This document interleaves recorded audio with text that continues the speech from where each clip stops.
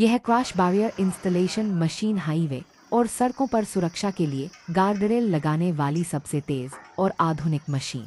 पहले जहां घंटों का काम होता था, अब ये मशीन मिनटों में पूरा कर देती है।